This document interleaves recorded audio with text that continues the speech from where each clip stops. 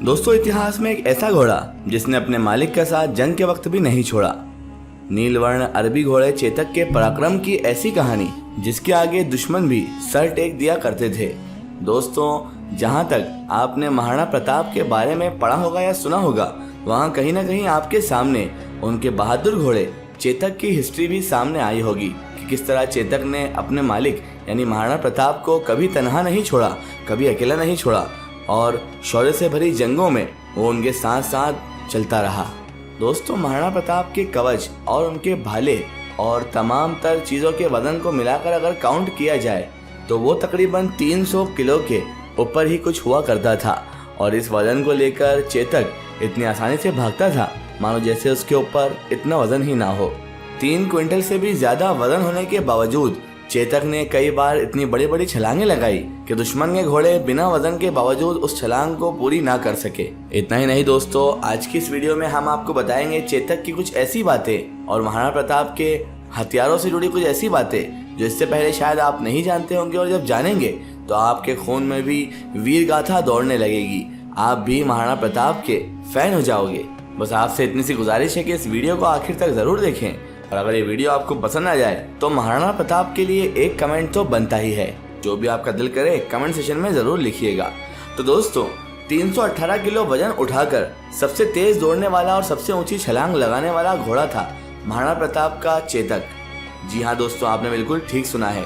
318 kilo जितना वजन उठाकर दौड़ने वाला घोड़ा कोई और नहीं था, वो था चेतक। एक अरबी व्यापारी 3 घोड़े लेकर महाराणा प्रताप के समक्ष हाजिर हुआ, जिनके नाम चेतक, त्राटक और अटक थे।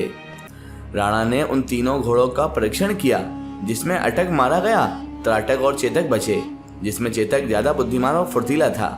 प्रताप ने चेतक को रखा और त्राटक को अपने छोटे भाई शक्ति सिंह को दे दिया। हल्दी घाटी के युद्ध में बिना किसी सैनिक के राणा अपने पराक्रमी चेतक पर सवार होकर पहाड़ की ओर चल पड़े। उनके पीछे 2 मुगल सैनिक लगे हुए थे, परंतु चेतक ने अपना पराक्रम दिखाते हुए रास्ते में एक पहाड़ी बहते हुए नाले को लांघकर प्रताप को बचाया, जिसे मुगल सैनिक पार नहीं कर सके। चेतक द्वारा लगाई गई ये छलांग इतिहास में अमर हो गई और इस छलांग को विश्व इतिहास में नायब माना जाता है। चेतक ने नाला तो उंगाल दिया, पर अब उसकी गति धीरे धीरे कम होती जा रही थी। पीछे से मुगलों के घोड़े की टापें भी सुनाई पड़ रही थी। उसी समय प्रताप को अपनी मातृभाषा में आवाज सुनाई पड़ी, नीला घोड़ा राह सवार। प्रताप ने पीछे पलट कर देखा तो उन्हें एक ही अश्वारोही दिखाई पड़ा, और वह था उनका सगा भाई शक्ति सिंह। प्रताप के साथ व्यक्तिगत मतभेद ने उसे देशद्रोही बनाकर अकबर का सेवक बना दिया था और युद्ध स्तर पर वह मुगल पक्ष की तरफ से लड़ता था। जब उसने नीले घोड़े को बिना किसी सेवक के पहाड़ की तरफ जाते हुए देखा तो वो भी चुपचाप उसके पीछे चल पड़ा, परंतु केवल दोनों मुगलों को यमलोक पहुंचाने के लिए जीवन में पहली बार दोनों भाई प्रेम के साथ गले मिले थे। इस बीच चेतक इमली के एक पेड़ के तले पर गिर पड़ा। यहीं से शक्ति सिंह ने प्रताप को अपने घोड़े पर भेजा और वे खुद चेतक के पास रुक गए। चेतक लंगड़ा खोड़ा हो गया था, इसीलिए पेड़ का नाम भी खोड़ी इमली हो गया। कहते हैं इमली के पेड़ का यह ठूंठ आज भी हल्दी घाटी में उपस्थित है। दोस्तों, महाराणा प्रताप के इतिहास के अनुसार माना जाता है कि महाराणा प्रताप का भाला 81 किलो वजन का था और उनकी छाती का कवच 72 किलो का था। उनके कवच, भाला, ढाल और 2 तलवारों का वजन मिलाकर कुल वजन 208 किलो का था। महाराणा प्रताप का वजन 110 किलो और लंबाई 7 फीट 5 इंच थी। इसी हिसाब से कुल मिलाकर जो वजन हो रहा था वो 318 किलो हो रहा था, जिसे चेतक अपने ऊपर उठाए बड़ी शान से चलता था। चेतक के पराक्रम का पता इस बात से भी चलता था कि हल्दी घाटी का युद्ध शुरू हुआ तो चेतक ने अकबर के सेनापति मानसिंह के हाथी के सर पर पांव रख दिए और प्रताप ने भाले से मानसिंह पर सीधा वार किया। चेतक के मुंह के आगे हाथी की सूंड लगाई जाती थी। वीर महाराणा प्रताप का घोड़ा चेतक इतना शौर्यवान था कि दुश्मन के हाथियों को भी भ्रमित करने के लिए उसके सर पर हाथी की सूंड लगाई जाती थी। चेतक ने हल्दी घाटी 1576 के युद्ध में अपने शौर्य और पराक्रम द्वारा अपने स्वामी भक्त होने का परिचय दिया। युद्ध में घायल होने पर भी महाराणा प्रताप को निकाल ले जाने का काम चेतक ने किया। वो 26 फीट का एक दरिया पार कर या एक नाला पार कर अंत में वीर गति को प्राप्त होता है। चेतक इतना साहसी घोड़ा था कि अपनी एक टांग टूटने पर भी वो दरिया पार कर गया था। युद्ध के स्थान पर हल्दी घाटी में आज भी चेतक की समाधि बनी हुई है, जहां महाराणा प्रताप ने छोटे भाई शक्ति सिंह के साथ में चेतक का दाह संस्कार किया था। उस जगह खोड़ी इमली नामक एक पेड़ है तथा उसी स्थान पर चेतक का मंदिर है, जो आज भी मानव के प्रति जानवरों की स्वामी भक्ति को एक मिसाल के रूप में पेश करता है। दोस्तों, चाहे इंसान कुछ भी कहे, लेकिन चेतक ने जो साथ निभाया उस बात से तमाम लोगों को यही सीख मिलती है कि जब जानवर अपनी स्वामी भक्ति निभाने पर आता है तो वो अपनी जान की परवाह किए बगैर अपने मालिक, अपने स्वामी को लेकर इस तरह से दुश्मनों के घेरे से बाहर निकलता है कि वो मालिक को तो बचा ही लेता है, साथ ही साथ उनकी शौर्य गाथा को मशहूर भी कर देता है, जिस तरह चेतक ने किया।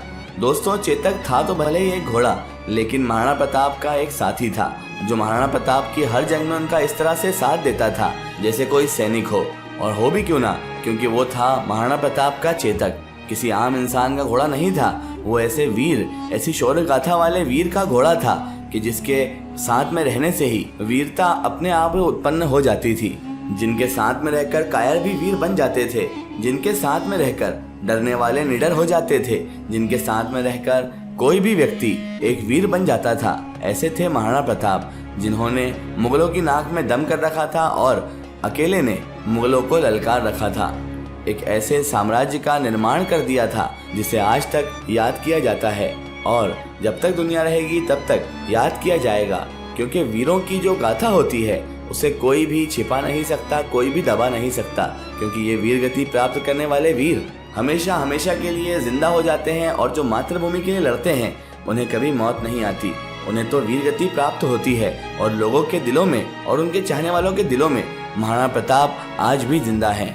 दोस्तों, बहुत सारे लोग ये कहते हैं कि हल्दी घाटी का युद्ध महाराणा प्रताप हार गए थे, लेकिन उसमें ना किसी की जीत हुई थी ना किसी की हार, क्योंकि जहां एक तरफ महाराणा प्रताप अपने कुछ सैनिकों के साथ मुगलों की बड़ी सारी फौज से टकरा गए थे, जिस फौज के सामने कोई पलवर भी नहीं टिक सकता था, उस फौज के कई लोगों को मारकर महाराणा प्रताप उसके बाद भी अपनी वीरता दिखाते रहे। तो ये कहना तो बहुत गलत होगा कि महाराणा प्रताप उस जंग को हार गए, क्योंकि हारने वाले कभी भी इस तरह नहीं लड़ते जिस तरह महाराणा प्रताप और उनके सैनिकों ने मुगलों के खिलाफ मोर्चा उठाया था। इतिहासकार तो ये भी लिखते हैं कि मुगलों की इतनी बड़ी फौज के सामने इस तरह से वीरता से लड़ना ये दर्शाता है कि इस युद्ध में महाराणा प्रताप की जीत हुई थी।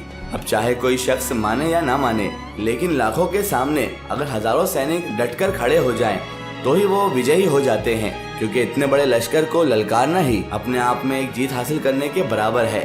कई ऐसे राजपूत उस दौर में मौजूद थे जिन्होंने अकबर से संधि करके उसका साथ दे दिया था, लेकिन सिर्फ और सिर्फ महाराणा प्रताप ही ऐसे थे जिन्होंने अकबर का साथ न दिया और अकबर के खिलाफ भी खड़े हो गए। और अंत में हुआ यही कि जब उन्होंने प्राण त्यागे तब अकबर की आंखों में भी आंसू थे। दोस्तों, अगर आप वीर महाराणा प्रताप के बारे में और भी डिटेल में जानना चाहते हैं तो हमारे चैनल पर उनकी एक फुल बायोग्राफी मौजूद है, आप जाकर देख सकते हैं। फिलहाल आज की हमारी वीडियो में बस इतना ही। अगर ये वीडियो आपको पसंद आई है तो इसे ज़्यादा से ज़्यादा शेयर कीजिए और इसे अपने फ्रेंड सर्कल, अपने रिश्तेदारों तक ज़रूर पहुंचाएं। इसी तरह की इन्फॉर्मेटिव हिस्टोरिकल वीडियो के लिए हमारे चैनल को सब्सक्राइब कीजिए और पास में दिए गए घंटी के आइकन को ज़रूर दबाएं, ताकि हमारे आने वाली हर नई वीडियो की नोटिफिकेशन आप सब तक पहुँचती रहे।